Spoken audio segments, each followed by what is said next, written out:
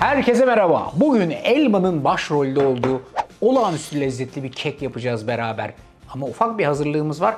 Onun için de şöyle başlıyoruz. Geniş ve derin bir kasenin içerisine 4 tane yumurta kırıyoruz.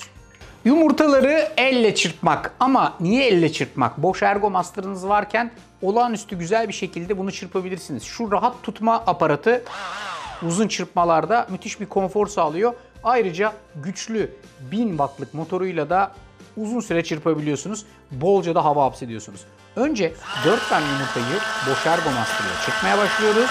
Yumurtalar iyice köpük köpük olduktan sonra içerisine 1 su bardağı kadar toz şeker ekleyip çırpmaya devam ediyorsunuz. Ergomaster'ın en sevdiğim özelliklerinden bir tanesi şuradaki kontrolün sizde olmasını sağlayan basma tuşu. Az bastığınız zaman az çalışıyor. Biraz daha arttırdığınız zaman çok çalışıyor. Sonuna kadar gazladığınız zaman da hızlı çalışıyor. Bu da size çok daha güçlü bir çırpma şansı veriyor. İyice köpük köpük kıvama geldi. Bu aşamada içerisine 75 gram erimiş soğuk tereyağı ilave ediyorsunuz. Aynı şekilde çırpmaya devam ediyorsunuz. Hemen arkasından 4'te 3 bardak kadar süt ilave edip yavaşça çırpmaya devam ediyorsunuz. Olay bu. İçerisine bir tutam tuz ilave ediyorum. 1 çay kaşığı kadar tarçın ilave ediyorum. 1 paket toz vanilya ilave ediyorum.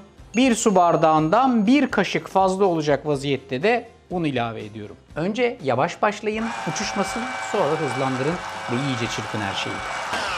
Olayımız aslında bundan ibaret. Bosch Ergomaster 1000 watt gücü ve bu şekilde kolay ayarlanabilen hız sensörü ve hız tutma aparatı sayesinde her aşamada istediğim gibi benim için rahat bir geri dönüş sağladı. Şimdi ne yapacağız? Elmaları içine atacağız. Kabuklarını soyduğum 7-8 tane elmayı ince ince dilimledim. Eğer bir mandolininiz varsa mandolinden geçirerek de aynı işlemi yapabilirsiniz ya da bıçakla ince dilimlemek sizin işinize yarayacaktır. Ve elmaların tamamen bu karışımla beraber banyo yapmasını sağlıyorsunuz. Bu aşamada biraz parmakları kullanmak lazım. İyice banyo yaptırmak ve her taraflarına değmesini sağlamak en önemli detay. Şimdi bu dakikadan sonra bunu yaklaşık 24 santimlik bir kilitli kek kalıbına, tabanına gördüğünüz gibi yağlı kağıt koydum. Bu şekilde güzel bir vaziyette diziyorsunuz. Birkaç kat yaptıktan sonra var olan kek harcından alıp üstüne gezdirmeniz önemli. Arkasından da bütün elmalar yukarıya kadar dizile dizile geliyorlar. Bütün karışım kilitli kek kalıbının içine girdi. Şimdi pişirmeye hazırlamadan önce birkaç küçük dokunuş yapmamız lazım. Bir tane elmanın ortasını çıkartıyorum. Şöyle dilimliyorum. Üstünü böyle dilimlediğim elma ile beraber hafifçe süslüyorum. Üzerine birazcık file badem atıyorum. En son olarak da üzerini şu şekilde bir fırın kağıdıyla kapatıyorum. Ve gidiyoruz fırına. Bu arkadaşımız önce 180 derecede şu şekilde ağzı kapalı vaziyette yarım saat kadar böyle pişecek.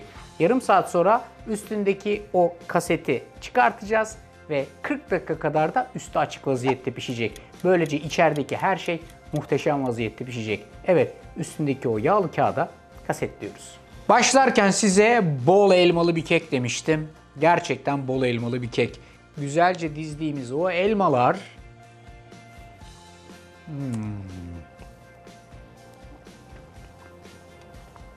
büyük bir coşkuyla damakta patlıyor.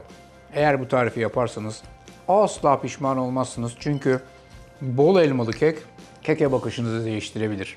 Hepinize afiyet olsun.